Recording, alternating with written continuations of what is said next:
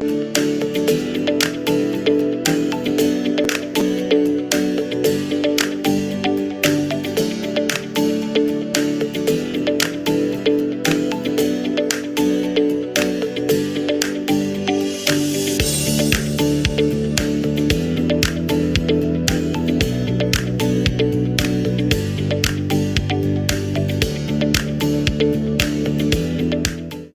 hello everyone. My name is Tasneem. I'm the senior manager at 98 percentile in the HR department. And today we did a wonderful drive with XLR. It was amazing right from the very beginning, from the very first day when I got in touch with them till today. I think it was an extremely smooth journey with them. There were multiple follow-ups done by the representatives in order to check that we would be, what time we would be coming, how many people would be coming, what vehicle we would get. To that extent, they were so precise in giving all the information to us. It was extremely great to get associated with them and have a drive at XLR campus. So we are very, very happy that we got a chance to do this.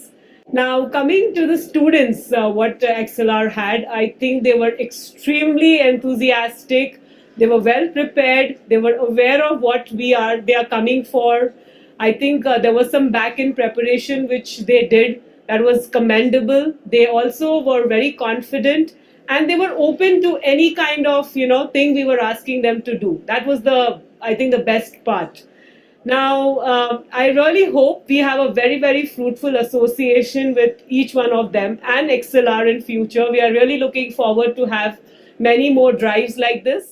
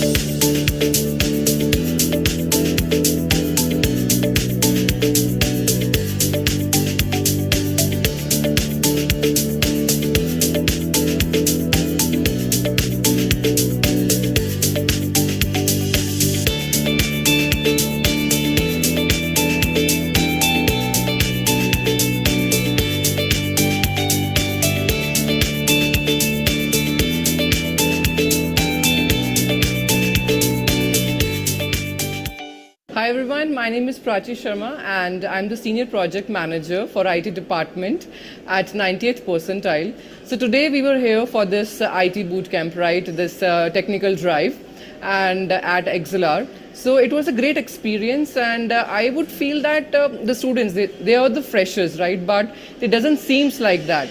So if I talk about their technical and cognitive ability, they all seems pretty good in that and that's what I felt. And I guess they have been pretty well at XLR, so that's how they have performed good in their aptitude and the technical tests. So I wish them all the best, and it was a very great experience over here.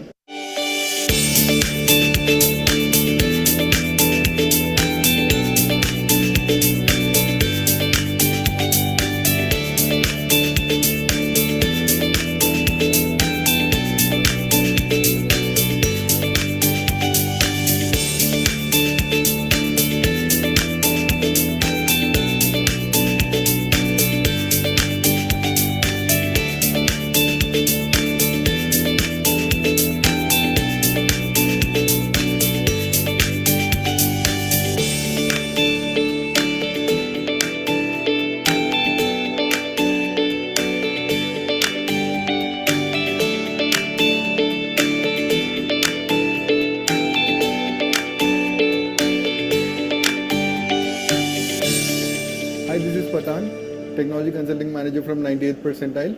We visited XLR for the campus placement drive and it went very well today.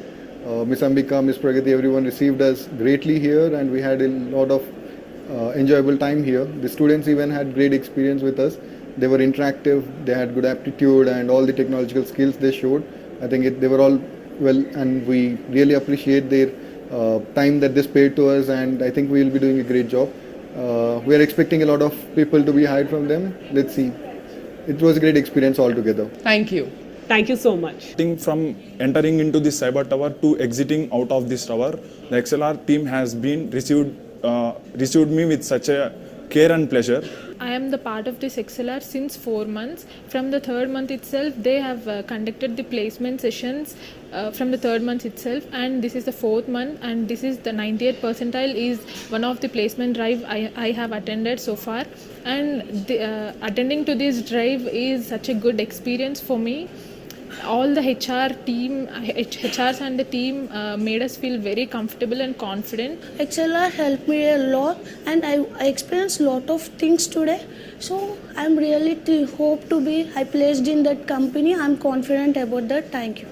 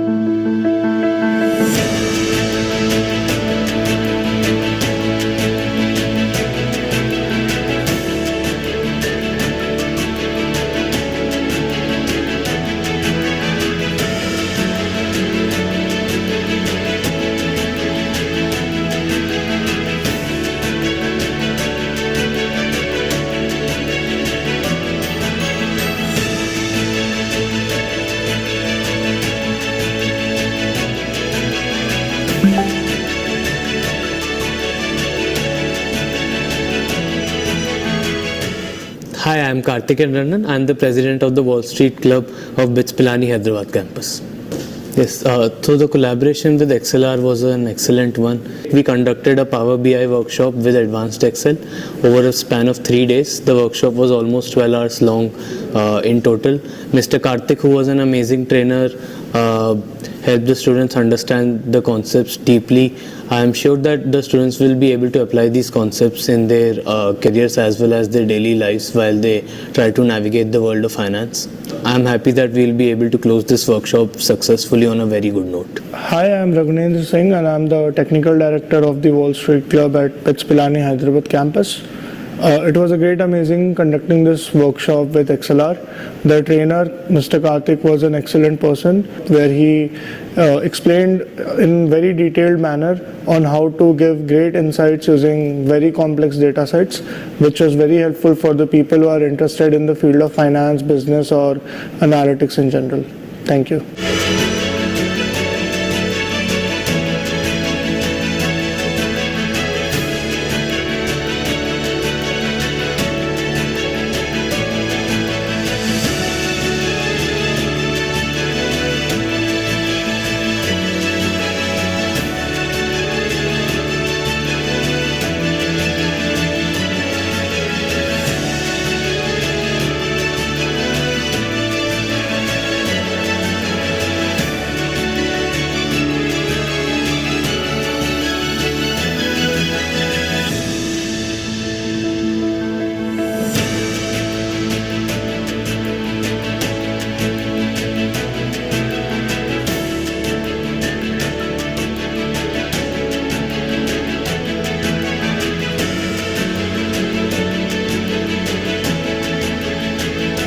I attended a workshop conducted by CSA and ACM in collaboration with XLR.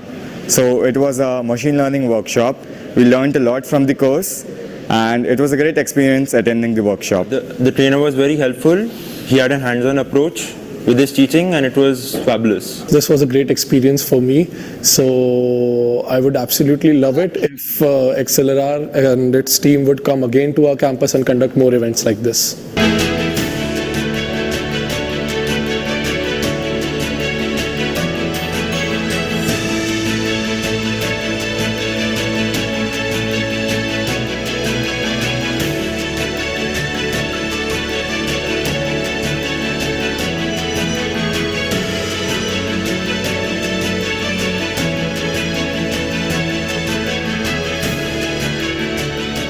The journey was great. Initially, I thought that I was not proficient enough in Excel, but later I came to know there was no prerequisites for it, and then I applied for it, and it was a great course, and it started from basics and took me to a great extent. Good evening, myself Kavya Ganatra. I am from Computer Science Association. I was the POC for this ML workshop conducted by CSA and ACM in collaboration with XLR. The experience of the workshop was really nice. The feedback from all the students was positive. They understood the concept. The workshop was also practical based with some questions. The experience with XLR was very smooth. They helped us in conducting the workshop smoothly right from the booking of the vendor and deciding the course till the distribution of certificates. In overall, this workshop was a success during our technical fest Atmos, and I thank XLR for being a part of it. Thank you.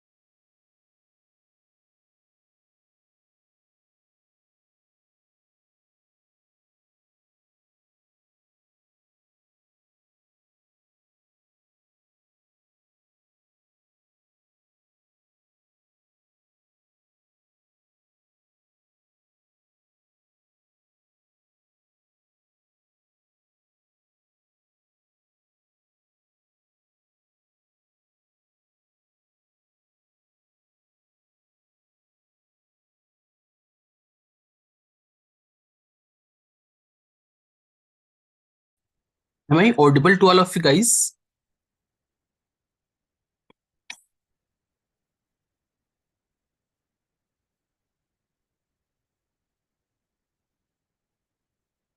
Guys, am I audible? Okay, great. So let me share my screen.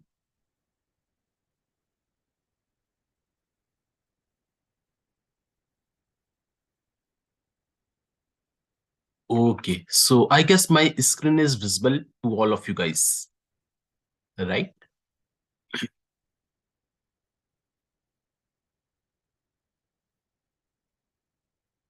Cool. Yeah.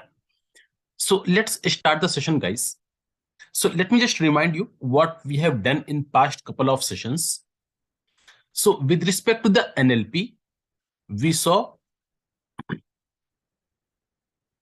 okay, so we saw how to import or export a text data,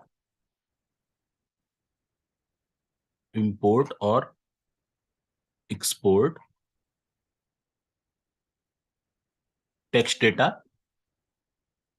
and that was with respect to the Excel or CSV file. So mainly we have discussed things related to Excel or CSV file, right? But what if your file is a Word document or let's say a PDF file, right? So how you can do the things there? So this is something we'll be discussing in today's session.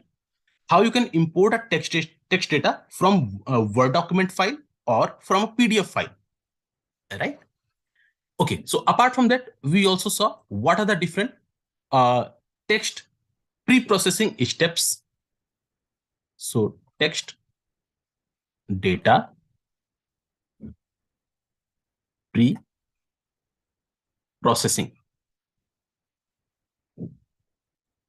right?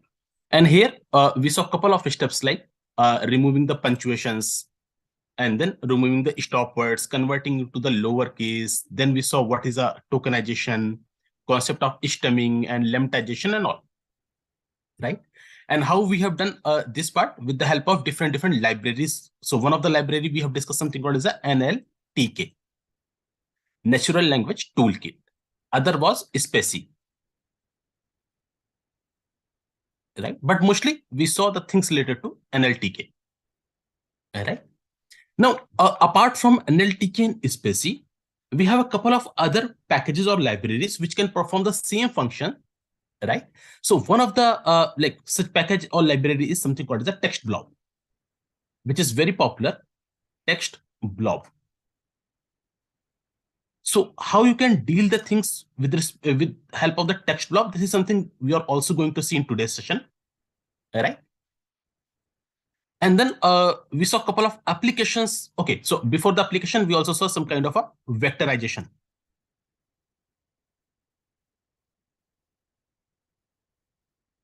So vectorization was nothing but converting your text data into the numerical equivalent or a vector equivalent. And why we need this particular concept of vectorization? Because if you're going to apply some kind of a method or technique or deep learning or machine learning based approaches, so ultimately you need numerical data because these techniques or approaches will only work over the numerical data. All right. So that's why we need some kind of a vector equivalent representation of our text data. That's why we have a concept of vectorization. And here we saw a couple of techniques in the vectorization, like we saw what is a binary weight. Binary weight technique, which is also called as a one-hot encoding, where we have either 0 or 1 kind of a values present in the matrix. Then we saw count vectorizer.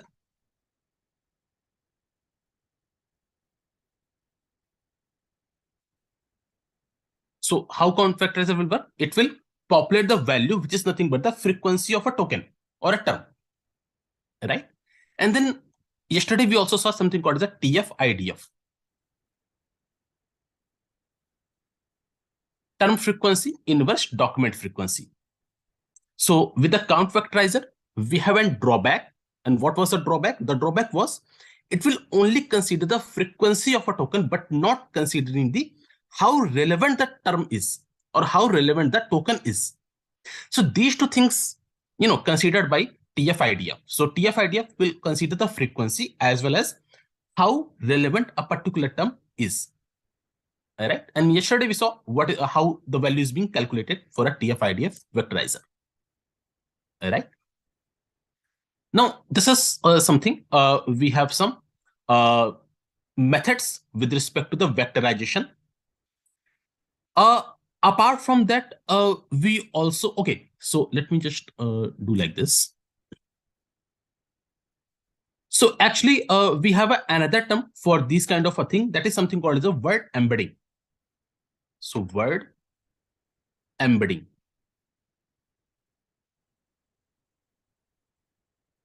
So, okay, so vectorization is one of the term we use to convert our text data into the numerical equivalent. Also, we have something called the word embedding, which is nothing but converting your text data into its vector equivalent. So these are the couple of approaches in the word embedding. Apart from that, we have some neural network based approaches in the word embedding, that is we call as a word to vec. So there is a one neural network based approach. Neural network is nothing but, guys, it is a deep learning, you can say it is a deep learning based approach, right? So either neural network based approach or a deep learning based approach of a word embedding, that is something called as a word to vec. Word to vec. So this is another, very powerful approach, because it is utilizing the concept of neural networks to, transform your text data into its numerical equivalent. This is also we are going to see in upcoming sessions, right? Not today, but in upcoming sessions. So we saw some basic methods of vectorization or word embedding. And then in upcoming session, we will be also seeing some advanced methods like word to vec. All right. And apart from that, we also saw a couple of applications of the NLP. So one of the application we saw as a name entity recognition. Right? That is nothing but identify the different entities present in my text data and just provide a tag. So it was a lexicon based approach. Lexicon based approach.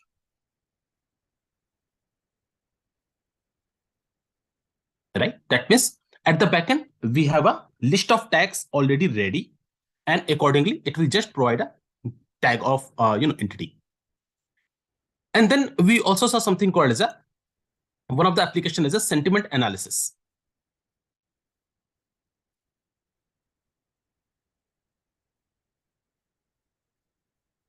Sentiment analysis. So sentiment analysis, it is also called as a emotion mining.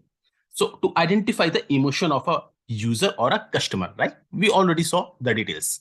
And how we did this part. So we have used two lexicon based approach. One was the affine sentiment analyzer. And then we saw one of the most popularly used sentiment analyzer as a WADR. WADR sentiment analyzer. All right. So like most of the times, either we go with the WADR or we have another like sentiment analyzer, which is called as a TextBlob sentiment analyzer. So TextBlob is also used to do the sentiment analysis, and we call it as a TextBlob sentiment analyzer. So yesterday we saw affine and WADR as a sentiment analyzer. Today we are going to see how you can utilize the TextBlob as a sentiment analyzer and how you can interpret the result. Right? So this is what we have already covered, guys. So up to this part, any doubt or any queries, anyone? With respect to any part?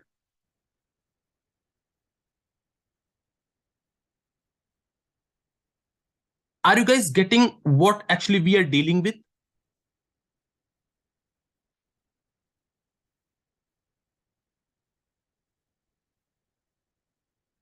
Yes or no?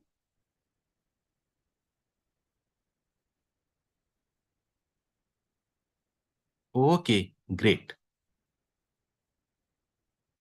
Thank you, guys. Cool.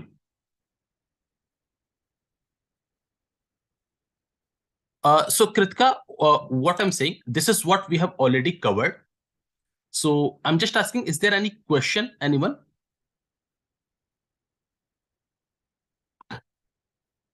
Okay. So let's see what, okay, just a minute. Okay, great. So let's see, guys, what we are going to cover in today's session, and then what is the planning for the next couple of sessions, right? So today, first of all, we'll be seeing, some basics regarding the stemming and lemmatization, right? So first of all, we will see some basics regarding the stemming and lemmatization. Then we will see how you can import a text data from Word document file and from the PDF file. All right. So text from document file, doc file, and from PDF file. How you can import the text data, right? And then after, we are moving towards the TextBlob package. So we will explore the functionality and capabilities of this TextBlob package, how you can utilize this particular package, right? This is the agenda for today's session. And if I get the time, I will also show you how you can visualize the different things based upon the text data. All right. Sometimes we do some basic kind of a visualization. So that is also I will be showing if I will get that time. And then guys, in the next couple of sessions, what we'll be dealing. So we'll be dealing with another very important package for NLP that is called as a flare. And then once we complete the things with the flare, we'll be moving towards the neural network part. Neural network. So we'll be understanding the basics of the neural network and what are the different models are there in this deep learning or AI based approaches. Because when it comes to the neural network part, that means we are dealing with the deep learning based approaches. And then we'll also explore how you can apply these neural network based models over our text data for the same purpose, like for sentiment analysis or for some other applications we'll also see. So this is the agenda for the upcoming couple of classes in the future, right? And once we complete this part, then we'll be getting into the one of the latest application of NLP, which is under the generative AI part, that is called as the ChatGPT, right? We will explore the things for the ChatGPT also. So this is the agenda for next couple of sessions. So let me start with today's session. And first of all, we'll be seeing some basics regarding the stemming and lemmatization. Okay. So can we run this code on VS Code? What is the VS Code? So guys, the codes and data, whatever we are using for today's session, that is already being uploaded over the LMS. I guess it is in day 5. So you can, download these things. And if you want, you can do the things in parallel, right? Okay. So let's begin with the session, guys. We already saw what is the stemming and lemmatization. And we also saw sometimes it will give you some abnormal results. All right. So let's explore a couple of more things. So under the NLTK, we have one kind of a stemmer called as a Porter stemmer, right? And it is not the only stemmer available. We have some other type of stemmers also available, all right? So if I check it like this, and let me show you what does that mean. So dir of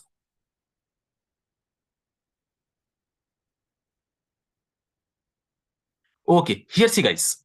So what I have done, I have just printed the directory of nltk.stem module, because within this module we have a different methods for the stemmer operation, right?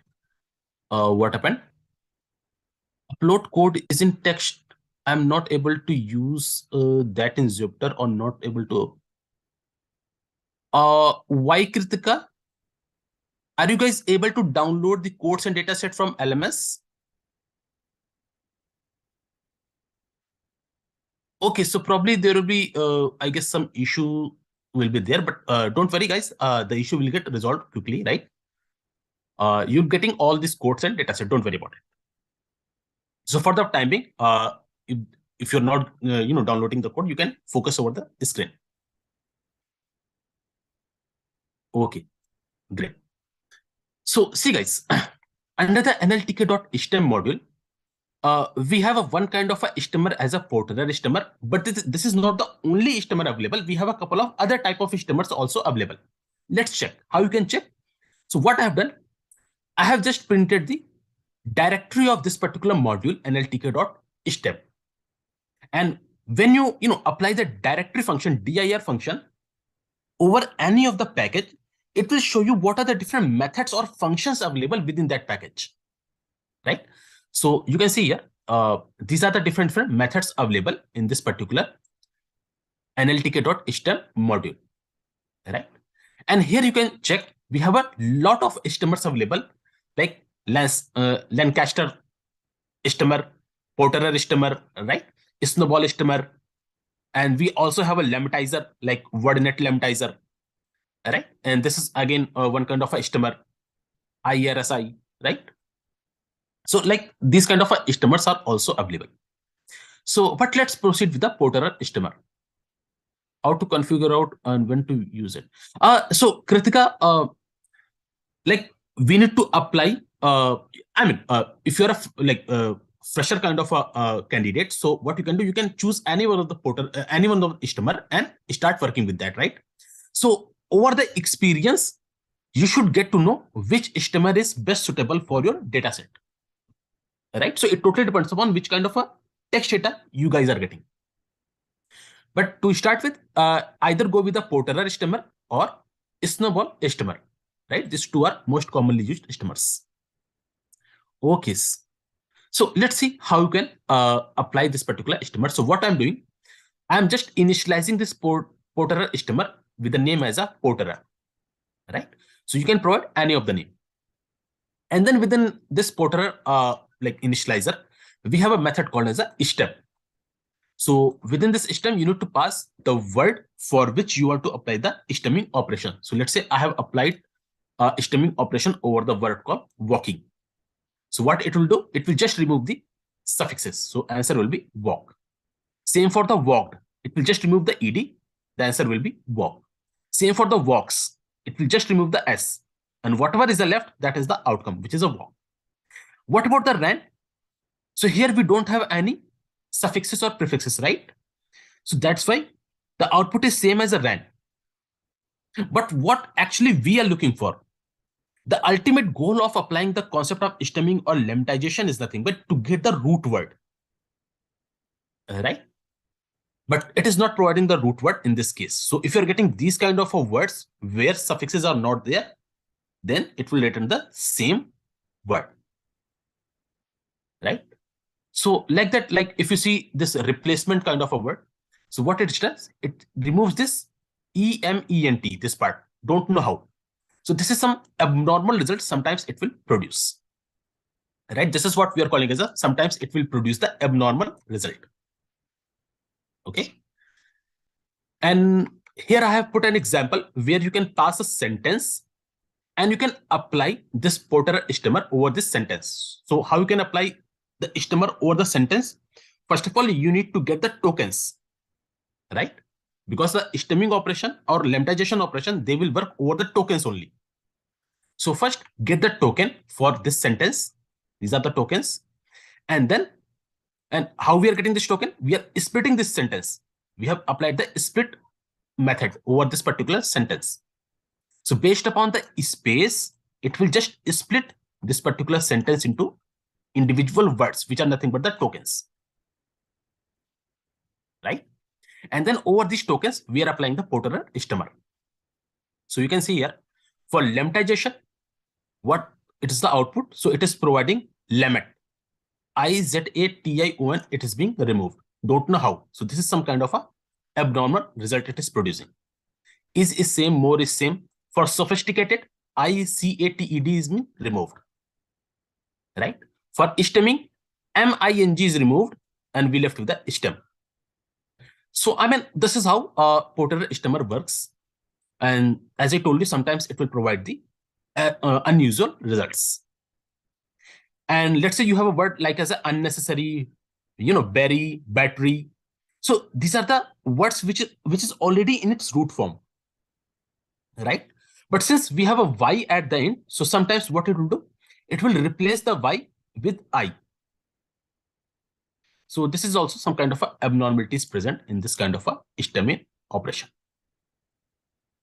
right? So this is one part. And let me also show you the lemmatization. So we already saw under the nltk.html module, we have something called as a WordNet lemmatizer, right? But to use this WordNet lemmatizer, you need to download one of the database called as a WordNet. And yesterday also we have discussed the things related to WordNet. So actually this WordNet contains the contextual relationship between each and every word. What is the contextual relationship? That means which word is a verb, which word is an adjective, which word is a noun, pronoun, like that. So this kind of a contextual relationship is being maintained by this particular database. So let's see. This is the place where we are initializing our WordNet lemmatizer as a lemmatizer. And then within that, we have a method called lemmatize. And you can pass your word, right? So sometimes it is also producing the unusual results, like walking. It is producing the same as a walking, but it should be a walk, right? But if you, okay, so here, if you see, guys, we haven't used this WordNet database. So that's why this lemmatizer is being confused. But if somehow, if I provide this kind of a contextual relationship for this word, so probably it will provide me the better outcome. So this is what we are doing here. So if you see, for the same word walking, here we are providing the part of speech form for WordNet.verb, right? So that means lemmatizer will get to know that this is a verb. And now it is providing the correct root word for this particular word walking. Let me just see the questions. What use of lemmatizer in code? Lemmatizer where, okay. So you are probably asking this particular word, right? This word, if I'm not wrong, right? So guys, this is how we are initializing our method. So you can use any of the name here. So I have used the name as a lemmatizer, but you can use any of the name. Now, why we are initializing it? So if you don't initialize your method like this, so what you need to do, instead of writing the lemmatizer, you need to write this whole method, right? What I mean to say, let me just show you. Let's say I'm initializing this WordNet lemmatizer with the name as, let's say, lemma. This is the name which I have provided for this particular method. And this is how we initialize any of this method. Whatever method you guys import throughout this data science, you can initialize that method, right? So this is how we are initializing this particular method as a lemma. So going forward, whenever I will be utilizing this method, I will be using the word as a lemma.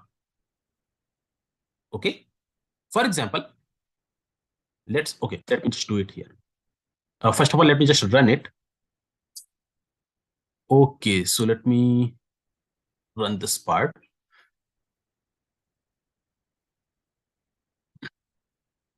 Okay, yeah. So now if I want to utilize this WordNet lemmatizer for any of the word to lemmatize it, so let's say lemma, and within that lemma, we have a method called lemmatize, right? Even you can also check what are the different methods are there. So if I do the dir of lemma, so here you can see, guys, we have a method called as a lemmatize, right? So this is the method what we are going to use. And whatever these things you are seeing, guys, and double underscore, some name, and then double underscore. So these are the methods which are not available for users or for coders. These are the methods which we used by the the programmers which are who have designed this particular method, right? So I mean, you and me can't use these kind of methods where we have a double underscore and then name of the method, then double underscore. These are something for development purpose, some research purpose. So you can use only those methods where you don't have this double underscore kind of thing. So here we have only one method called as a lemmatize. All right. So this is how you can let me just do it for you. Lemma.lemmatize. So this is what we have a method name. And then here you can pass any of the word inside the quotes. So let's say my word is running. Right? So right now it is not giving the root word. The reason being, it is not identifying you can say part of the speech for this particular word. That's why whenever we are using the lemmatizer, we always use this WordNet database. Right? Now, if you provide the POS as a WordNet.verb, so that it can easily identify which kind of a word it is. Now you can see we get the root word as a run. Right? Even you can also use, if you don't want to write this lemma on this kind of initialization, then you need to write the code like this.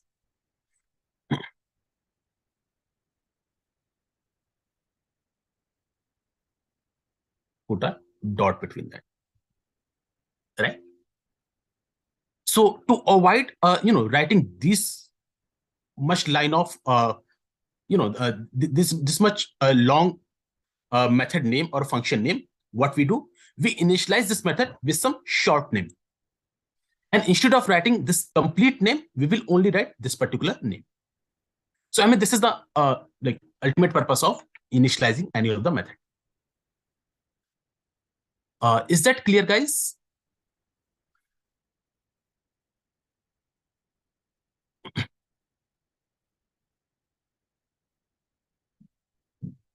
Yes or no?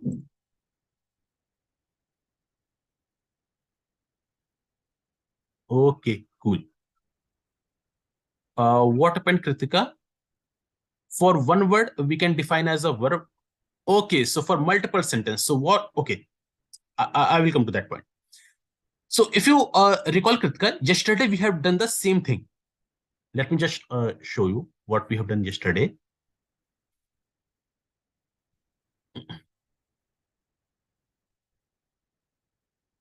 Not here.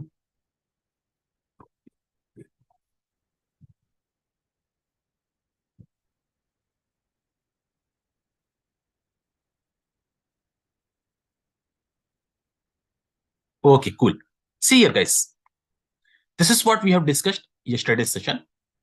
So the WordNet library, database, and then for like a total all the data, all the text data set for all the tokens, we have applied this kind of a what we have a list comprehension kind of thing, right? So you can specify here WordNet.verb. Even you can specify whatever part of speech you have, right? So here we have specified WordNet.web, verb. Same for walking, going.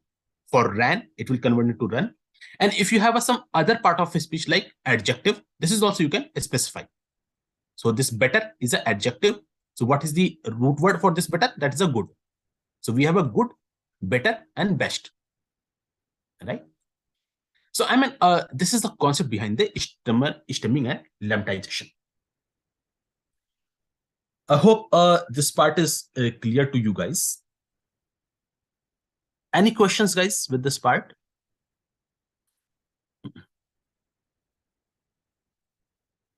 Okay. Let me also show you the POS tagging, which is a part of speech tagging. All right.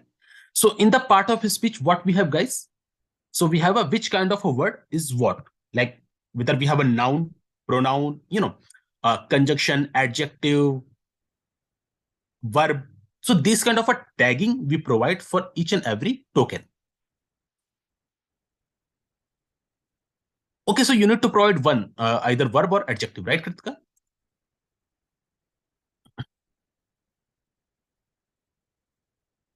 Okay, cool. So here we have a couple of examples for adjective, right? The adjective will be like new, good, high, special, big, like that. And if you see the conjunctions are like and, or, but, if, while, although, if these are the words, then we have a tagging as a conjunction. We have some determiner also, like articles A, and the, most, every, no, which, like that. Noun, pronoun, you guys know. If you have any numerical values, so we have a tagging as a num, particle, pronoun, verb. So like this kind of a tagging we call as a part of speech tagging. And to how you can implement this particular concept. So for that, first of all, you need to download something called as a part of speech tag package, which is called as a average perceptron tagger. So this is something we are first of all downloading it. And then if you have any of the sentence, get the tokens first. I mean, just split the sentence based upon the space, and then apply the NLTK.pos tag method over this particular sentence. So it will automatically provide you what token is having which kind of a part of speech tagging. So like Donald is a noun, Trump is also a noun, has verb, A is a determiner, like that we have these things. Yeah. Similarly, for the second word, you can see here. So we have a part of speech tagging. So this is how, guys, we have the concept of stemming, lemmatization, and part of speech tagging. Cool, guys. Let me check with YouTube, guys, also. Just a minute.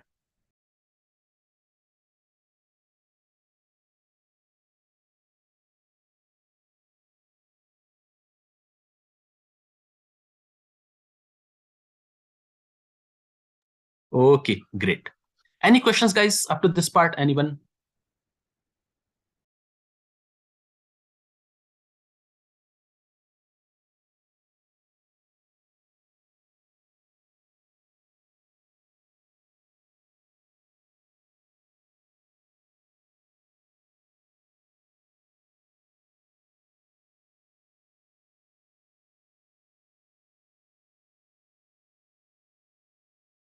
Great. So let's see the next concept. And the next concept is something. We saw, guys, how we can import a CSV or Excel file, right? But when it comes to the text data, sometimes we are getting the text data in a, let's say, document file, doc file, Microsoft document, or let's say some PDF, right? So let's say you have a research paper in a PDF format, or any article in the PDF format. So from there, how you can load your file as well as how you can read the text data. So it is very much important to understand that dimension also, right?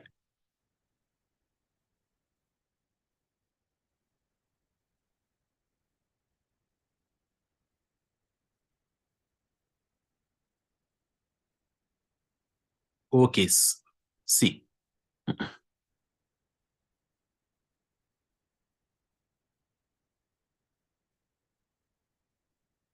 So for that, let me first of all show you our data set, and then we'll come to this point. Just a minute, guys. Guys, this data set and code is already there for the LMS portal, right?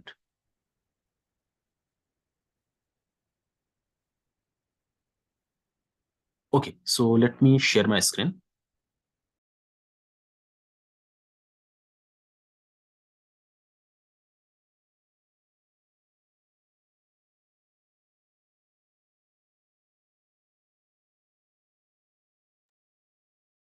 Okay, so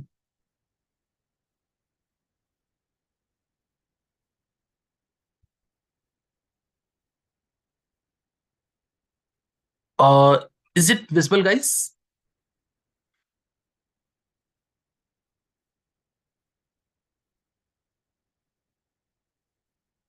Okay, cool. So let's suppose, guys, I have a data set like this. This is a Word document file. I'm sure this file is visible to you guys. So here we have some text data, right? So we have a first paragraph, what is the NLP? Then we have a, let's say, some short message kind of thing.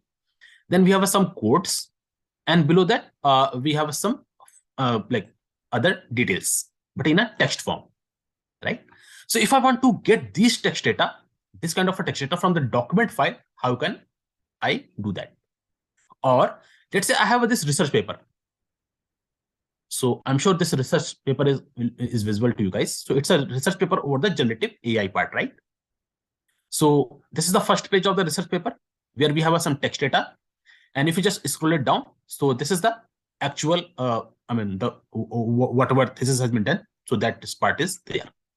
So if I want to load this kind of a data over my Zipton notebook, so how we can approach? All right, let's see. Let me just close this one, also this one. Okay. So let's see how you can, fetch the text data from different formats. So for that, guys, first of all, you need to install a couple of packages. So like, since I have already installed these packages, so that's why I'm not going to, reinstall it. But yeah, what you guys can do, you can just remove this hash sign and then run this block of code. So it will just install the packages like docs to text, Python docs, textract, PyPDF2, PDF plumber. Right? So these are the different packages we are going to use to get a data from a document or PDF file. Okay, then let's see one by one these packages. So first of all, let's see what is a doc to text and how you can utilize this particular package. So after installing these packages, so I'm importing docs to text package. And within that package, if you see the directory of this particular package, so we have a methods called as a process args, docs to text, right? So these are the different methods available within this particular package. So out of these methods, we have a method called process. So this is the method what we use to fetch the text data from any of the document file. Document means Word document file. Okay, let's see how. So this is what we are going to do. Under the docs to text module, we have a method called as a process, this one. And within that, you need to provide, so here I have provided the path of this particular document file, my example, which I've just shown you guys, right? Which is a document file. And for the document file, the extension is docs, DOCX. Just like we have an extension for CSV file as .csv. For Excel file, the extension is .xlsx. For document file, the extension is .docs, DOCX, right? So you need to pass the complete path where you have this particular file as well as the extension part also, right? And then if you see, I'm saving this data into the my text variable. This is what we are getting, the text data from this docs file, right? But guys, if you see, let me first show you whether we are getting the same data or not. So first couple of lines, we have information regarding the what is the NLP, right? Then we have a couple of quotes. You can see here we have a quotes, right? So from there, the quotes is being start. And then below that, we have some other, paragraph and those kind of things like that. So this is how we are getting our text data. But if you see, guys, this is not a clean form, right? So we have a couple of slash and slash and slash and these are the things which are not present in my text file. So this slash n is nothing but the new line. Whenever we have a new line in our document file, here we are getting the slash n, right? So this is not the final complete clean data what we want, right? So for that, what we are going to do, let's see another method. So we have another method called as a docs. So from where we are getting this particular method, so we have already installed a second library, Python docs, right? From this library, we have a method called as a docs. Okay. Now, the utility of this particular method is you can read the text file. Even you can also write a text file, which you can't do with this first method. With the help of docs to text, you can only read a text data, but you can't write it. But with the help of this docs method, which is available in the Python docs library, you can even read the text data or you can even write the text data. Let's see how. First of all, let's see how you can read the text data.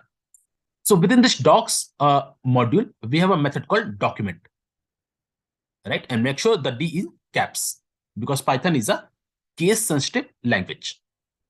So capital D and small d, these two are different variables or different letters, right? So under the docs, we have a method called document and then provide the complete path where you have a same document file with the extension as a docs. And this is what we are getting my text to. So if you just, print this particular variable, you won't get anything, right? You will get only, it is a document kind of a variable. So how to get the text data?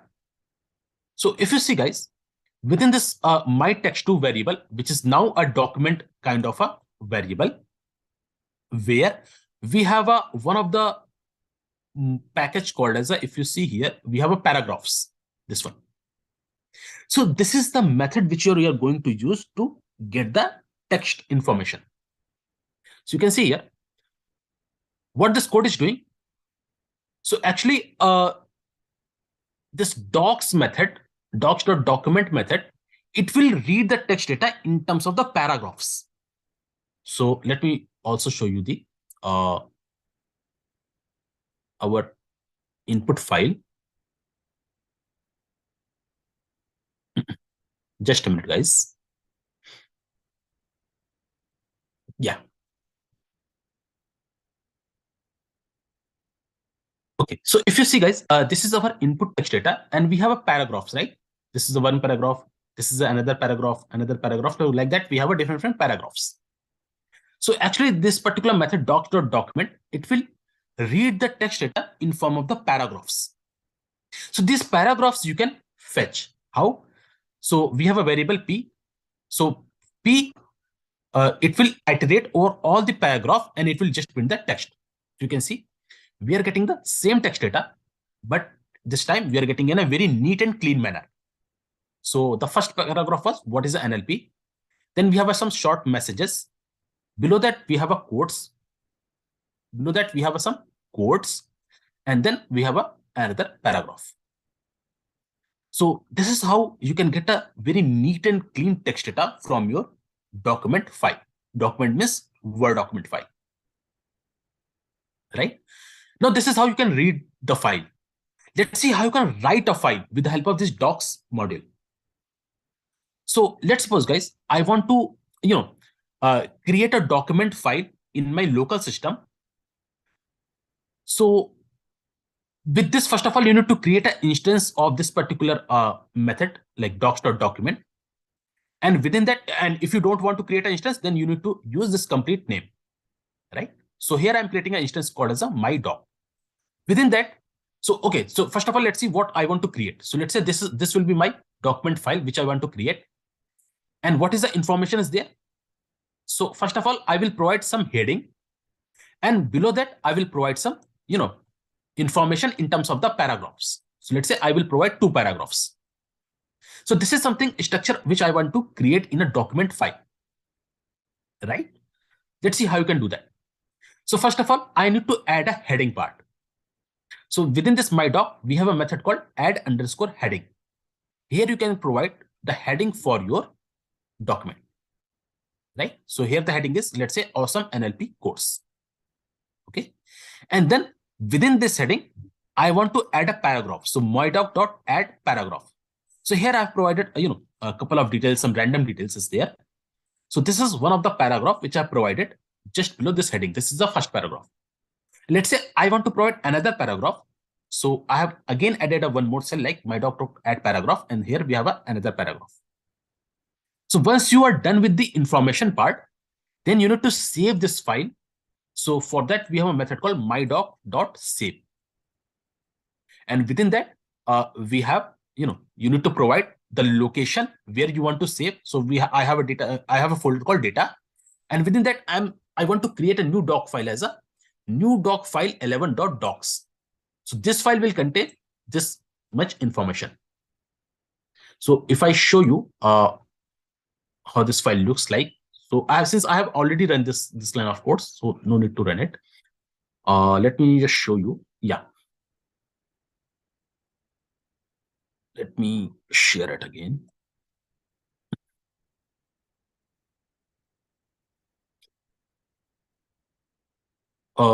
Is this Word file is visible, guys? Are you guys able to see this Word file?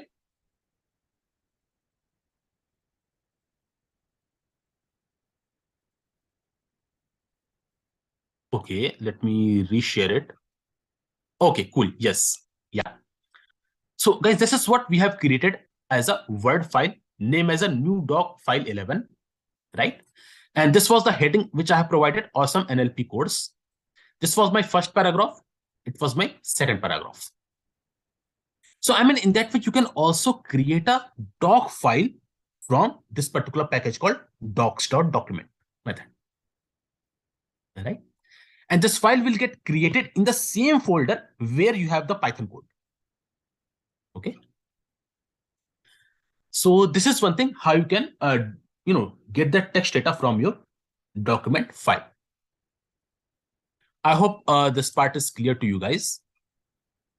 Any questions, guys? Anyone with this part?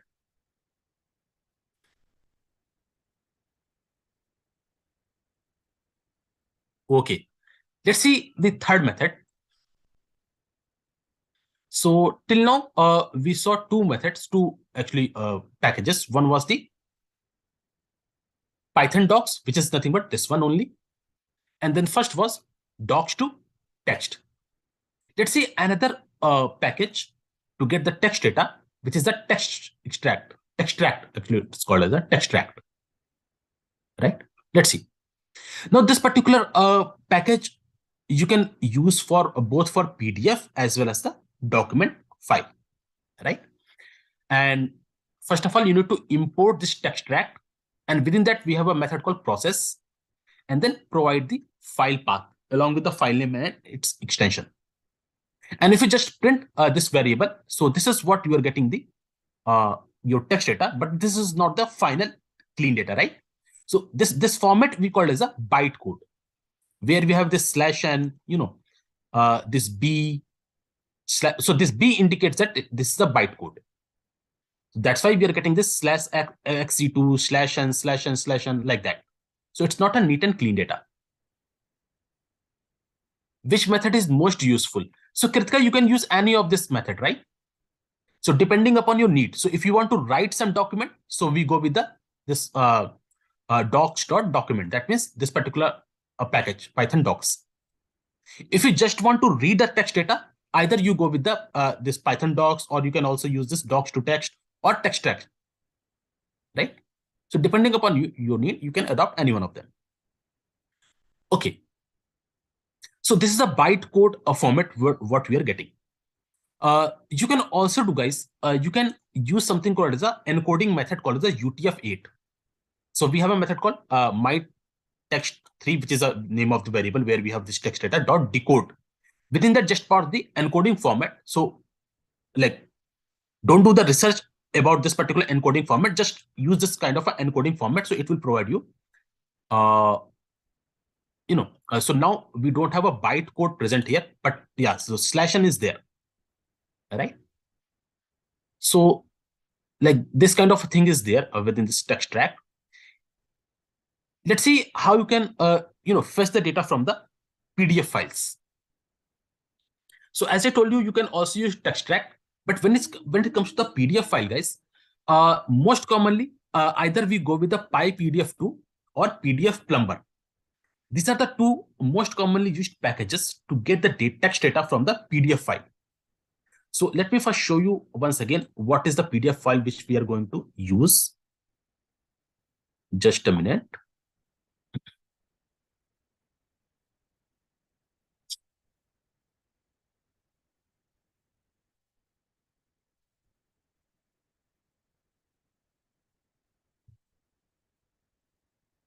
Okay.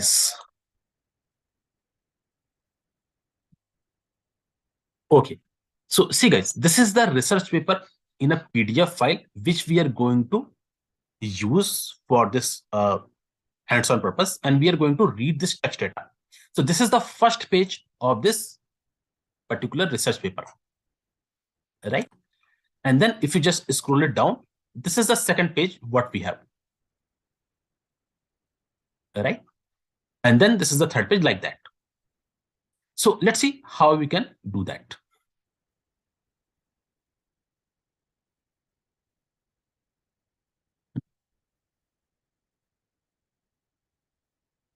Okay. So first of all, you need to install a PyPDF2 package, which I have already done. So I'm just importing this package, right? And we are using the simple concept of opening a file in Python. So like open is a function, and then provide the path of the file along with the file name and its extension. So the extension of a PDF file is PDF, and then RB is for the read mode, right? So this is how we are just importing this PDF file, and this file we are using for this particular package called PyPDF2. So within that we have a method called PDF reader, and within that method we are providing this imported file, which is a PDF file, right? And whatever data we are reading from this PDF file, that is being stored in a variable called PDF reader. So you can change the name of this particular variable according to your convenience. Now, how you can see the result? So guys, this is the some standard method which you need to adopt. So once you get the text data from the PDF file, how you can display that text data? So it's like, since we are reading the data from the PDF file, here the data is being read page by page. So like page 1, page 2, page 3, page 4, like that. But in Python, how it will index the page? It will start from 0. So page 1 is having the index 0, page 2 is having the index 1, like that. So this is what we are doing.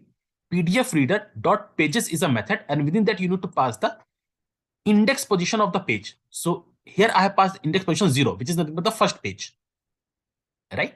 And then just extract the text from this first page. So this is the text present in the first page, right? Now, if I just change this index position, let's say 1.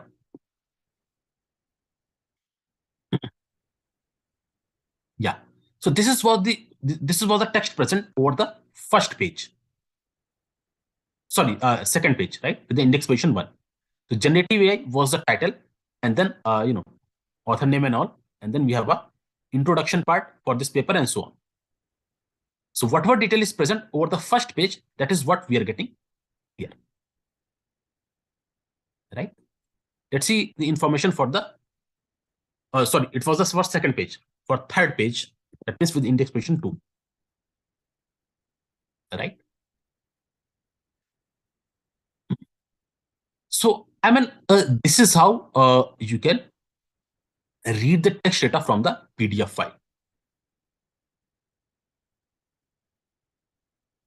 Kritika, for the doc file, it will read all of the text data from, the text data from all of the pages, right? In a one go. But in case of a PDF file, it will load the data page by page, right? Even you can also use PDF plumber. That is another approach. So first of all, we are just opening this file, the same file, and up to here, the method is same. Just get a page and then extract the text. And this is how we use the PDF plumber.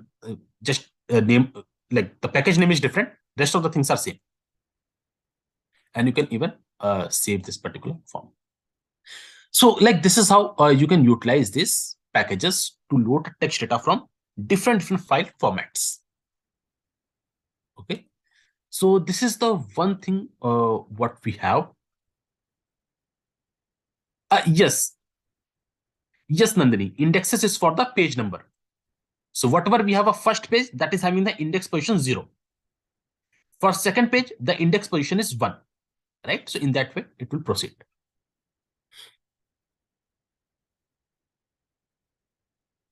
So Kritika, what you can do, if you need more than 1 pages from the PDF, you can load the page by page information in different variables. So let's say I have a variable P1, that is something which is containing the text information for page 1. Then I will create another variable P2. There I will store the text information from page 2. And then I will simply join it. So we already saw how we can join the documents, right? Yeah. Cool. So any other questions, guys? Let me check with YouTube guys also.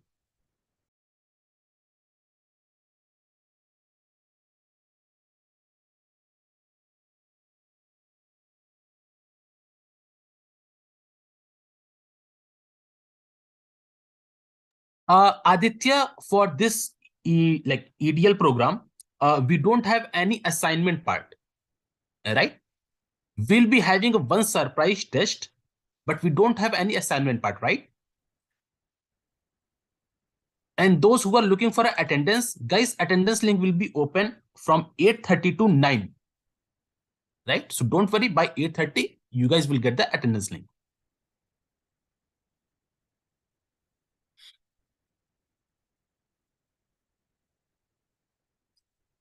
Okay. Cool. So this is one thing, guys, what I need to discuss.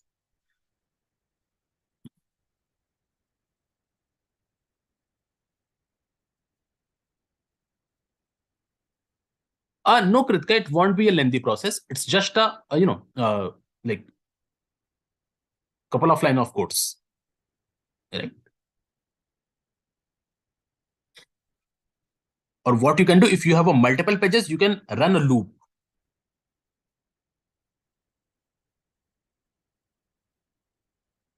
Okay. So this is, guys, one part what we have. Apurva, this loop concept I'm explaining to Kritika actually. So she had a question like, if you have a multiple, if you want to, export the text data from a multiple PDF pages and you want to combine it. So if you have a 4 or 5 pages, then you can do it manually. If you have a number of pages in the PDF file, then you can go for a loop kind of thing. Yes, Kritika, it will work. Right? So for there is an alternative for the loop, what we saw as a list comprehension. Okay. So this is one thing, guys. The next thing is basically, I need to introduce you guys another package called as a TextBlob.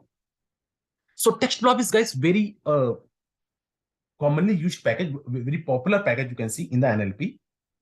And with the help of TextBlob, you can even perform multiple text data pre-processing tasks also. Right? So just give me a minute, guys, so that I'll be ready with the things. And then we'll start with the TextBlob. Just a minute, guys.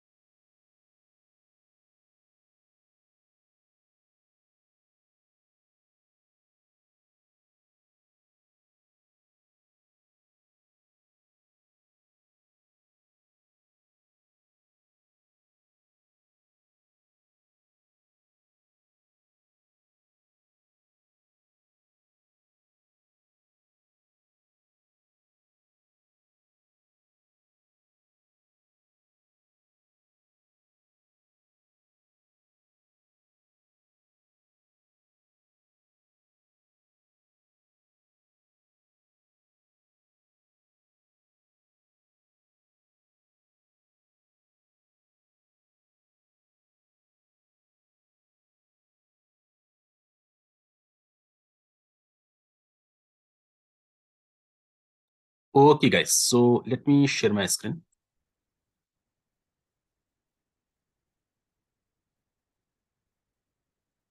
Okay, so I hope my screen is visible to all of you, right?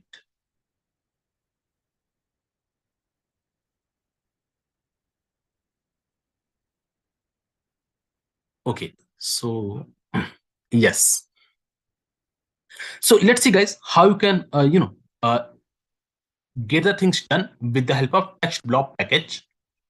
So first of all, you need to install this particular package. So the installation process is exactly same. Pip install TextBlob, right? We already done this part in yesterday's session. So let's see how you can do multiple things with the help of TextBlob package. Let's explore. So first of all, guys, you can do something called as a tokenization, right? So we already saw the word net tokenizer. Sorry, that was a lematizer. Okay, so we have already done the tokenization from the NLTK package as well as from the SPACY package. This is the third way how you can do the tokenization with the help of TextBlob, right? So for example, let's say this is the text data what we have as a my str, which is a my string, right? So this is what I have a text data and I want to do the tokenization. So what I'm doing, I'm importing my package called TextBlob, and within that I have a method called as a TextBlob. Make sure in this method I have a T and B. These are in caps, right? And then just apply this TextBlob method over my string, which is nothing but this text data. So I'm saving this result into a variable called blob. Okay. Now see here, guys. Once you apply this TextBlob over your string or whatever text data you have, then this blob variable, it will become a TextBlob kind of a variable, right? Now we have a different methods over this blob variable. From there, you can get the different things. So the first method we have a something called as a blob.words. The moment you see this blob.words, you will get each and every individual word from your text data as a token, right? Even let's say you have a big paragraph, you can even break your paragraph into a sentences. So that means you can break your text data into the words, or you can even break your data into the sentences, right? So blob.sentences, if you do, it will just split each and every sentence like this. So this is the first sentence. This is the second sentence, third, fourth, fifth, sixth, and seventh, right? Even you can also, convert your text data into upper or lower case. So we have a method called lower and upper. So from there, you can convert your text data all into the lower case or all into the upper case, right? So I mean, this is how we are calling as a word level tokenization. And this is something we are calling as a sentence level tokenization. So here we have a token in terms of the sentences. So one sentence is one token like that, right? So this is one of the functionality of TextBlob. Even we have another functionality that is something called as a, okay, let me just show you first of all. Let's say guys, I have this kind of a text data. Now what is the difference in this text data? The difference is basically here we have a /t. Can you guys tell me what is a /t? /n is a new line. What is a /t? Yes, it's a tab, right? And yes, guys, it's a tab, correct. So /t is nothing but here we have a tab. So that means he went to, then we have a tab. Then the river bank, again we have a tab. Then yesterday to fish and play. And when it comes to the tab means 4 white spaces. 1, 2, 3, 4. When you provide a 4 white spaces, that will become a 1 tab, right? So if you just print your this text data, so it will be like this. The actual data is like this. He went to, then we have a 4 white spaces. Then the river bank, again we have a 4 white spaces like that. So we have a concept of tab tokenizer.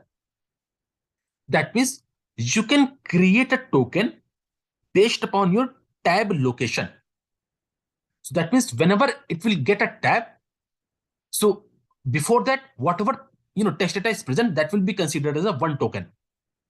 So that means he went to, that will be the 1 token. Then based upon the tab, it will separate the other token like the river bank. Then based upon the tab, I will get another token as the yesterday to fish and play. So like that, it can create a token based upon the tab location. This is something called the tab tokenizer. And it is present under the NLTK library actually. NLTK.tokenize, we have something called the tab tokenizer. Just initialize this tokenizer and then provide your text data, and tokenizer is equal to this tab tokenizer. So this tab tokenizer we are using from the NLTK, but how we are applying based upon the TextBlob method. So under the TextBlob method, like we are passing one of the argument called this tab tokenizer for our example sentence ex1. So now you can see we are getting the tab tokens like he12 is a one token, the riverbank another token, yesterday to fish and play is another token. So these tokens we are getting based upon the tab location. Is that clear, guys? So this is again another functionality of TextBlob.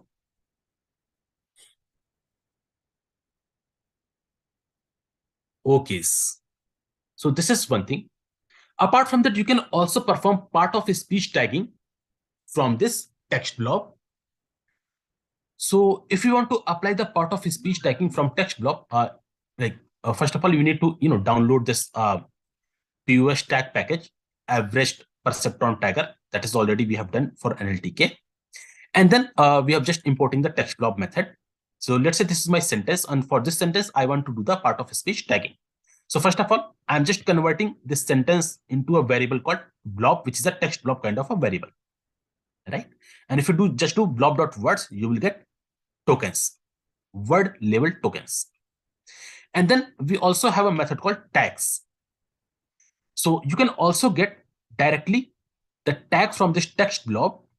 So like these tags are nothing but these are the part of speech tags, POS tags, right? So for the first token, which is the D, we have a tag as a DT. DT is nothing but the determiner. Purpose is a noun, right? So like that, software is also a noun, engineering is also a noun, is a verb, right? So in that way, we have this part of speech tagging, right?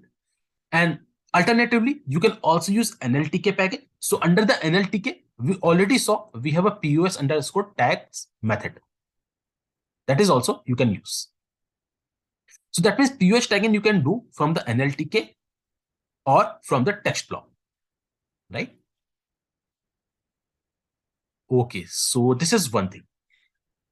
Then apart from that, guys, we have something called as the concept of n-grams. Now, what is this n-gram? Let's understand. If you see here, guys, here we are getting the token as an individual word. So each and every individual word is a one token. What if I want a token like this? So let's say the purpose is a one token, of software will be another token, engineering is another token, like that. Or let's say a group of 3 words. So let's say the purpose of will be one token. Let's say control complexity not will be another token. Engineering is2 is another token, like that. So this is something we are calling as n-grams. So where n can be any number. So it is nothing but n-gram is a contiguous sequence of n items from a given sample text data, right? So if n is equals to 1, that means we are getting a single word as a token. If you provide n is equals to 2, that means 2 words as a one token. If you're providing n is equals to 3, that means 3 words as a one token, right? And how it will produce the, like, okay, so let me just show you here. If you provide n equals to 2, that means you're getting the 2 words as a one token. So it will be work like this. The purpose will be one token. Purpose of will be another token. Of software will be another token. Software engineering will be another token, like that, right? Let me just show you how you can do that. So first of all, we are just converting this text into a text blob kind of a object. Then within that, we have a words, right? So you can get the tokens, single tokens. Now, if you want to apply the concept of n-grams, so within that blob, we have a method called n-grams, and you need to just provide whether you are looking for a unigram, bigram, trigram, like that. So if you provide 1, that means it is a unigram. Each and every word will be one token. If you provide n is equals to 2 here, that means it's a bigram. If you provide n is equals to 3, it will be a trigram. So you can see if it is a bigram, then that is a one complete token. Is here, sorry, here now. And for trigram, this is the thing. So I mean, in that way, we have this n-gram approach, right? Now you might be thinking where it can be used. What is the practical implication of this particular concept? So let me just show you one example. Let's say, guys, I have a word like data science.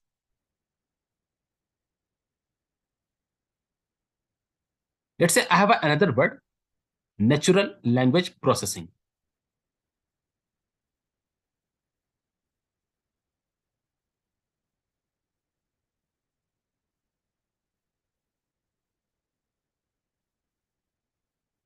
Right?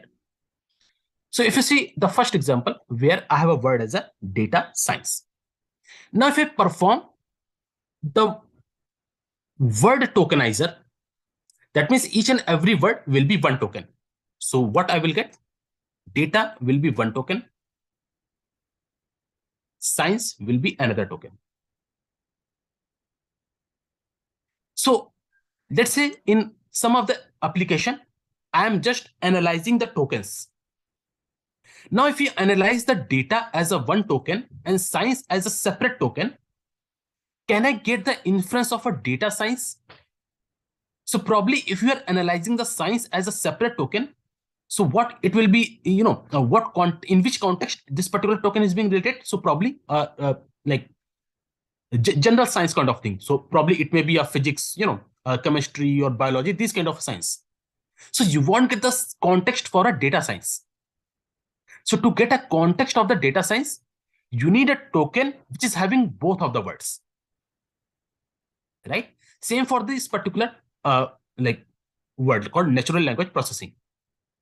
So if you're providing or if you're doing the word level tokenization, so natural will be one tokenizer, language will be another token, processing will be another token. And if you observe these tokens individually, so let's say language is one of the token. Now, once you get the language as a separate token, so probably it is related to, some kind of a language like English, Hindi, French, German, this kind of a languages, right? If you just analyze this natural as a separate token, so this natural, it can be any natural process. So I mean, to get a context of natural language processing this term, you need this kind of a token where we have these three words, natural language processing. This one as a one complete token. So like in this particular context, it is very much useful to apply this particular approach called n-grams, right? To get an actual context of the word. Is that clear, guys? This is something we have already covered, stemming and lemmatization kind of thing from the NLP, right? So I'm not going to cover this part again. Okay. But yeah, this part is clear, guys. Concept of n-grams. Any doubt, any queries, anyone with this part? Okay, great. What about YouTube, guys?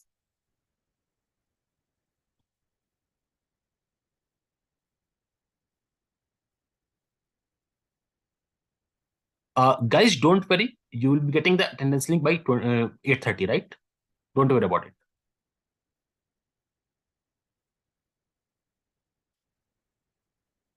Okay, let's see the last concept from the TextBlob. And that is a very interesting part, right? So yesterday, guys, we saw one of the application of NLP as a sentiment analysis.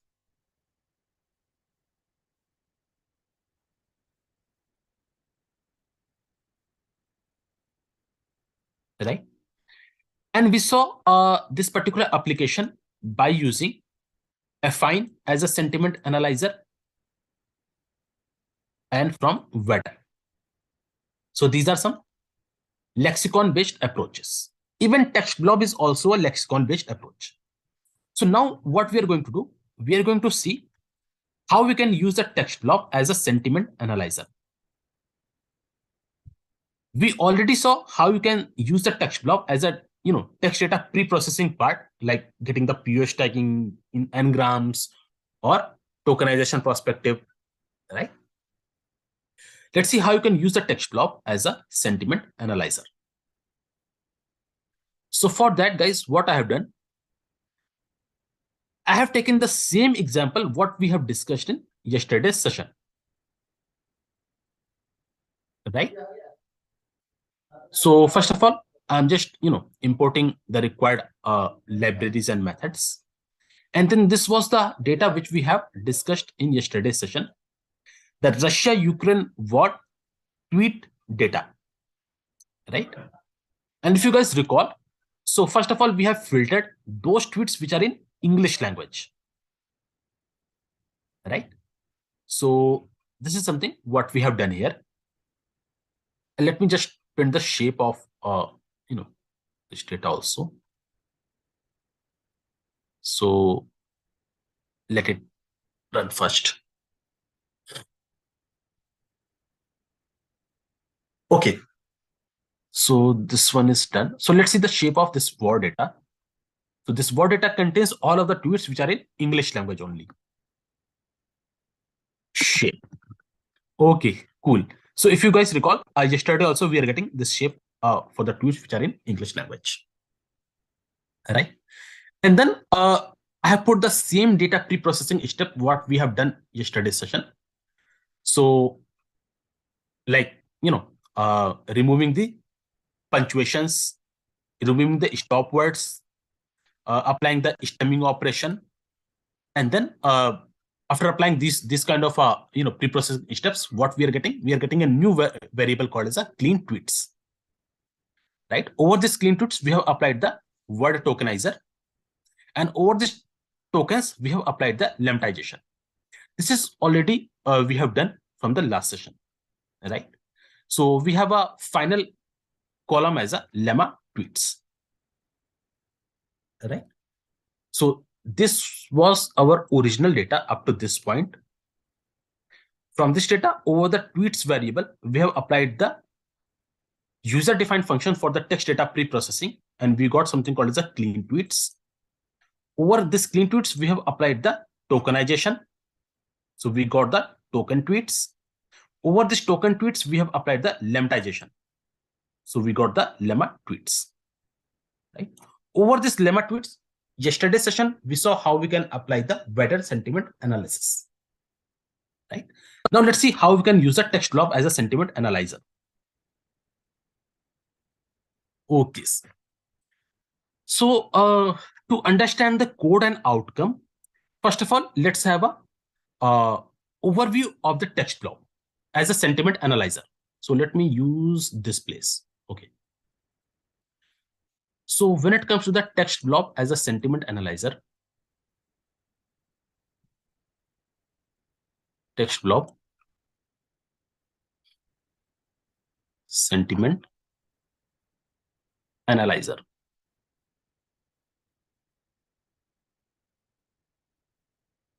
right? Okay. So let's see, guys.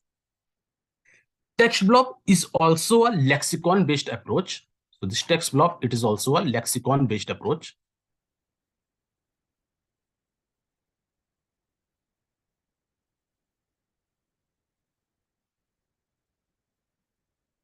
That means it contains predefined dictionary, which will classify positive and negative words. And it has some score associated for each and every word based upon its intensity. All right. Now, what it will do, when you apply the TextBlob over your, tweets or feedback, whatever you have, it will provide you two things. So it will give you two things. The first one is you will get as a polarity.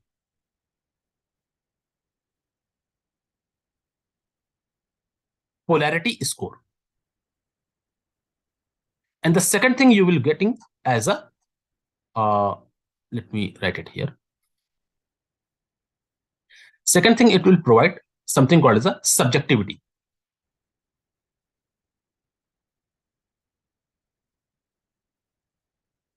Right? So it will provide two things. One is a polarity score, and second one is a subjectivity.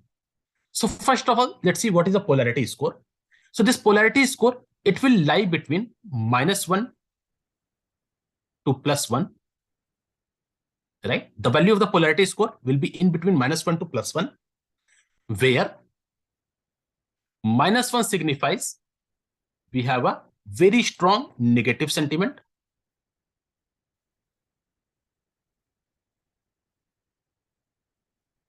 +1 will signify we have a very strong positive sentiment.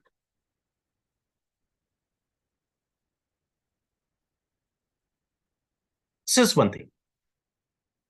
So this is not we are classifying whether the tweet is having a positive negative sentiment, but just based upon the sign we can say that if you have a minus sign, it is having the negative sentiment.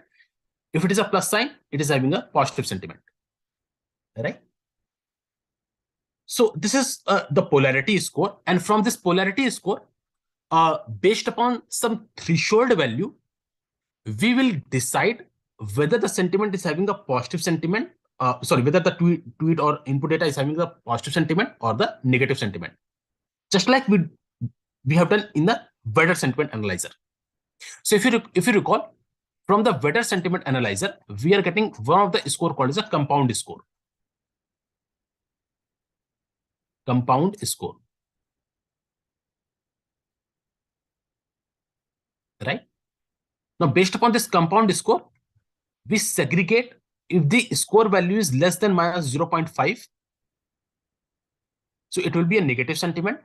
If the compound score is greater than +0.5, it will be a positive sentiment. Else, it is having a neutral sentiment.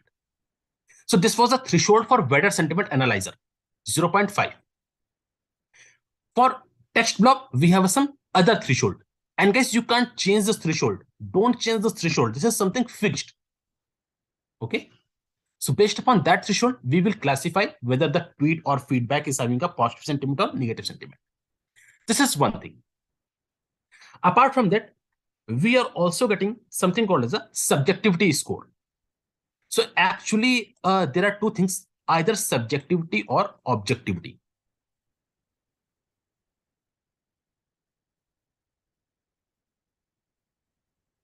Right? So, okay. So we'll be getting the two things, either the subjectivity or objectivity. Now, for this particular second kind of a thing, we are getting the value in between 0 to 1. The value will be in between 0 to 1, where if the value is 1 or close to 1, that is something signifies it is having a subjectivity. And if the value is close to 0 or 0, it is something signifying it is that whatever tweet or text data you have, that is having the objectivity. Now, what is the meaning of subjectivity and objectivity? Let's understand, guys. So subjectivity is nothing but it will indicate, these are some quantitative measures of personal opinion and factual information. So what I'm telling you, so these two are nothing but some quantitative measure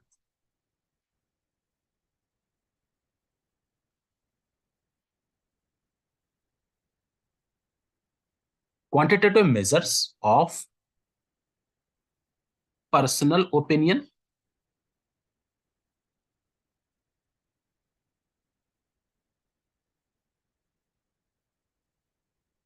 or factual information. Right? That means if in your tweet it contains some personal opinion, if the tweet is containing information of some personal opinion, then it will be having a value close to 1, which is we call as a subjectivity. So subjectivity means whatever tweet or feedback we are getting, that is having some personal opinion. That might be vary from person to person because it's a personal opinion, right? It may be right or it may be wrong. That is something we call as a subjectivity. So for personal opinion, the score is close to 1, right? And if in your tweet or feedback or review, whatever you have, if it contains some factual information, that is something we are calling as a objectivity.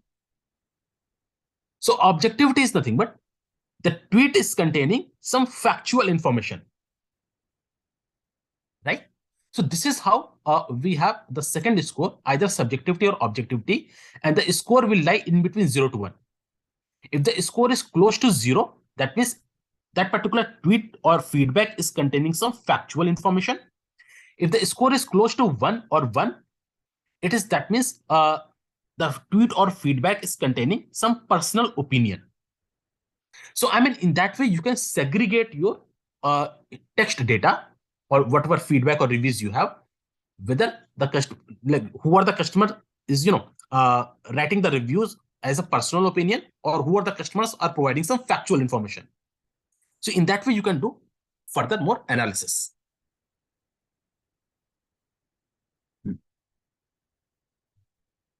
Guys, attendance link is there, right? Okay, so this is how, guys, the TextBlob will provide you the result. Is that clear, guys, this part? Any doubt or any questions to understand these results? Anyone?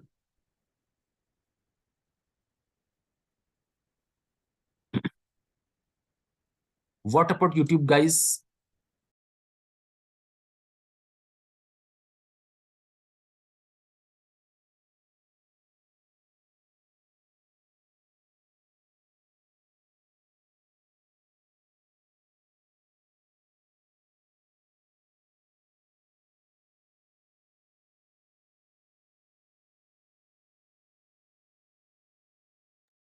Okay. Okay, let me just repeat it again.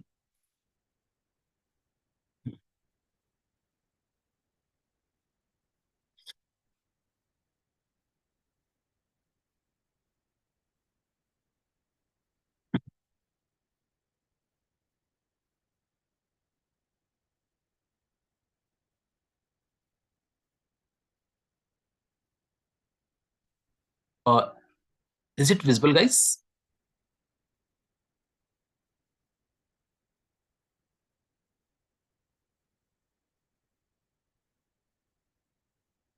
Attendance link is there, guys. Don't worry.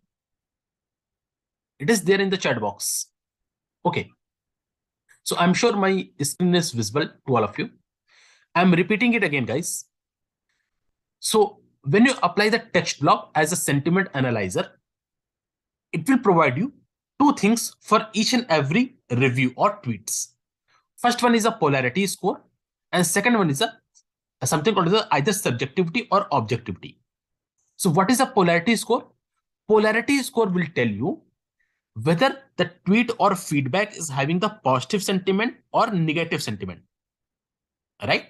And the value of this polarity score will lie from -1 to +1. If the value is close to -1, or if it is a negative, that means it is having a negative sentiment. The value is like positive and close to 1, it is having a positive sentiment, right? I mean, the value which is close to 1, that means it is having a higher positive sentiment or very strong positive sentiment. So it will be like this. So let's say here you have a +1, here you have a -1. So if the value is close to this +1, that means it is having a high positive sentiment. Let's say here we have a 0. So if the value is positive, that means the positive sentiment. And if it is close to 1, that means it is having a higher positive sentiment. If the value of the polarity score is less than 0, that means negative. That means the tweet is having, or the user is having a negative sentiment. And if it is close to -1, that means it is having a high or strong negative sentiment, right? So in that way, we have this polarity score. Apart from that, we are also getting something called as a subjectivity and objectivity. So basically, this for this particular score, the value lies between 0 to 1. So it's like this. So let's say here we have a 1, here we have a 0. So if the value which is close to 1, so that is something we are calling as a that tweet is having the subjectivity, that means it is containing some personal opinion. So personal opinion is something related to subjectivity. And if the value for this score is close to 0, like in this range, so this is what something called we are calling as the tweet is having the factual information. That is nothing but it is having the objectivity, right? So like this is how we have the arrangement in the output of the text blobs as a sentiment analyzer.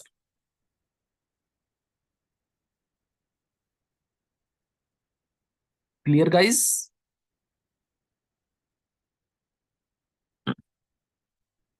Okay. Let's see how you can implement this concept.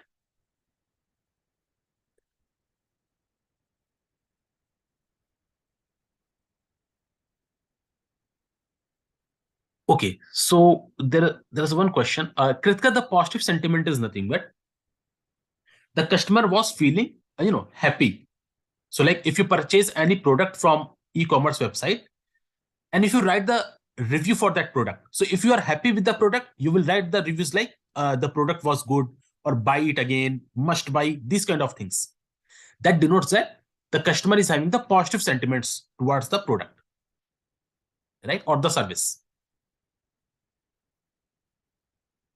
Okay. So Shruti, we'll be having an update for Monday's class. It will be provided by Amber, right? So wait for that. In performance wise, which one is a recommended, Weather or TextBlob? So Abdul, answer to your question. Just by looking the text data, we can't say that this particular sentiment analyzer will be best for that. What you need to do, you need to apply those sentiment analyzer and analyze the result from business point of view, right? And then we will come to a point that which sentiment analyzer is best suitable for this kind of a data. Okay. Yeah. So let's see, guys.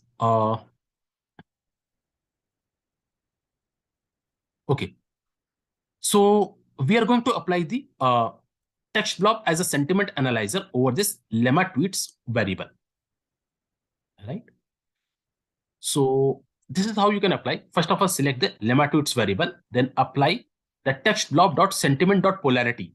So it will give you the polarity score, and we are saving this polarity score in a new variable called TextBlob sentiment polarity. Then again we are applying over the lemma tweets TextBlob.sentiment.subjectivity. So it will provide you the subjectivity or objectivity score. So this score will lie between 0 to 1, and the concept is same. If the score is close to 1, that means it is having the subjectivity, that means the personal opinion. If the score is close to 0, that means it is having the objectivity or factual information. And we are saving this score as a sentiment, TextBlob sentiment subjectivity variable, right? And now if you see, this is what we are getting. So for each and every review, like this was the original or raw tweets. This is the lemma tweets. Just a minute, guys.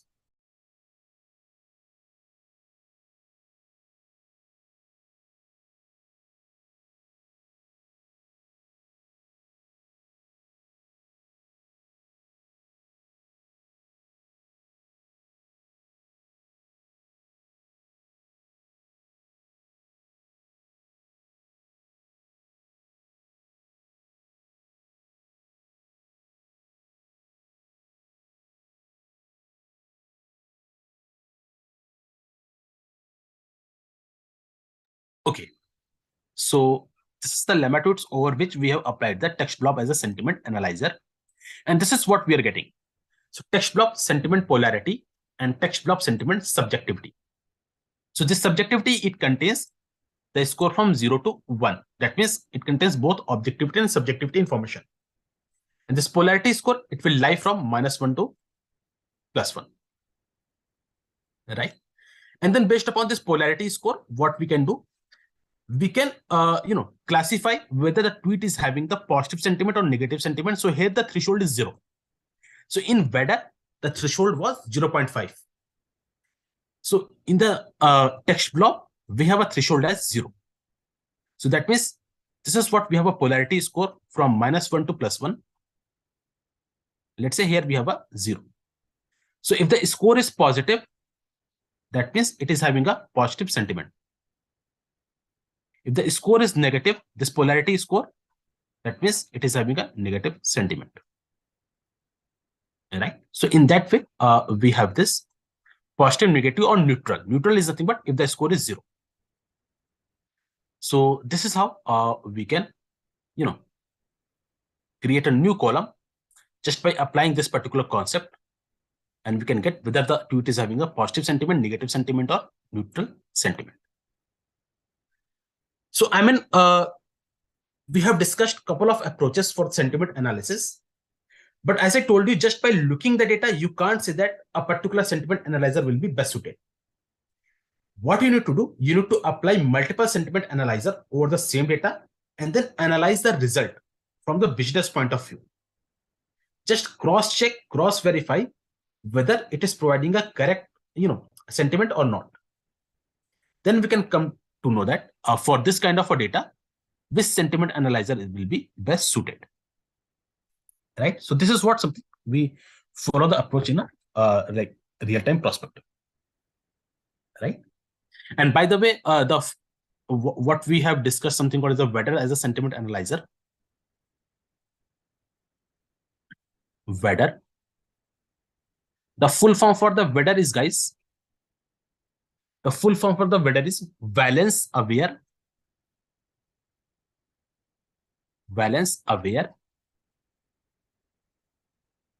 dictionary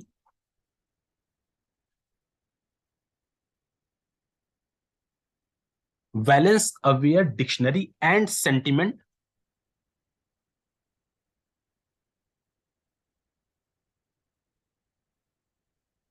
reasoner, right? So this is the full form for WEDR sentiment analyzer.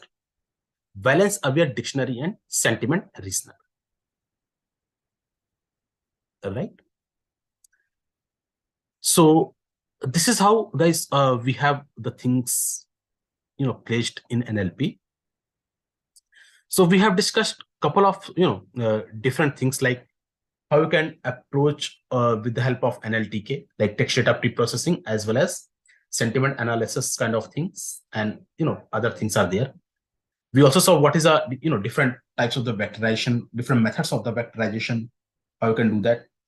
We saw lexicon-based sentiment analysis, and we also saw named entity recognition, right? So you can do the NER kind of thing with the help of NLTK as well as Spacey also. So we saw from there, and then today we also saw how you can use the TextBlob, a package for your sentiment analysis and also for the text data pre-processing part. So any questions, guys? Anyone for the today's session? Yes, Subhona, it can be in multiple languages.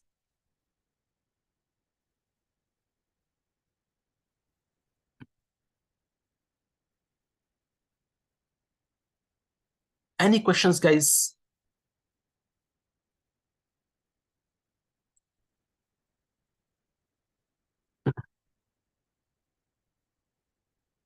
Okay, so if you don't have any question for me, over to Amar. So if you have any queries related to LMS or certification or attendance part, so you can ask to Amar, right? Amar has an announcement for you guys, so please be there, guys. Have a patience. Over to Amar. Yeah, sure. Thank you. So, guys, I already shared the attendance link and sharing one more time in the chat box. So please mark your attendance and don't forget to share your feedback as well. And I have one more announcement. Are you excited? Announcement is like on Monday we don't have a class.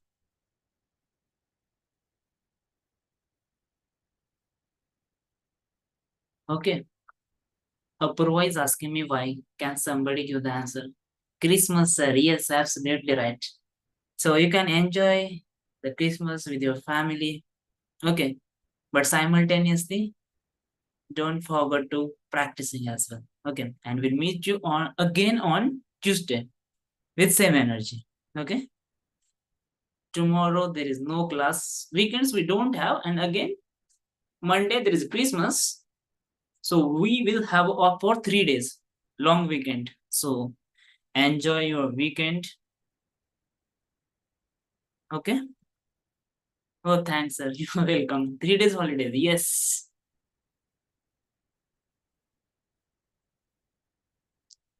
Saturday, Sunday, Monday will have off. Okay. Thank you. You're welcome. Sir, attendance link. I already shared. Yes, guys. Happy Christmas to all of you and your family.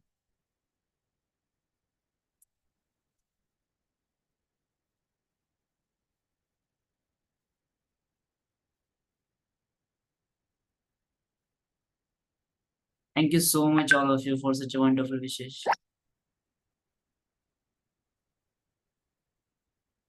Can we leave? Yes, yes, yes. We're done with the day. You can leave and we'll meet you again on Tuesday. Merry Christmas, sir. Thank you. We able to download it. Yes, guys, we're fixing that issue. It will be done. So please allow us some time. Thank you so much.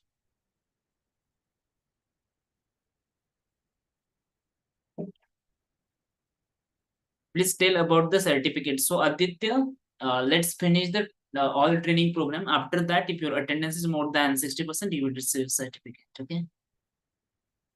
Okay, so on that note, thank you so much, all of you, for joining the session. Once again, Merry Christmas to all of you, and bye bye. Have a good night. Thank you.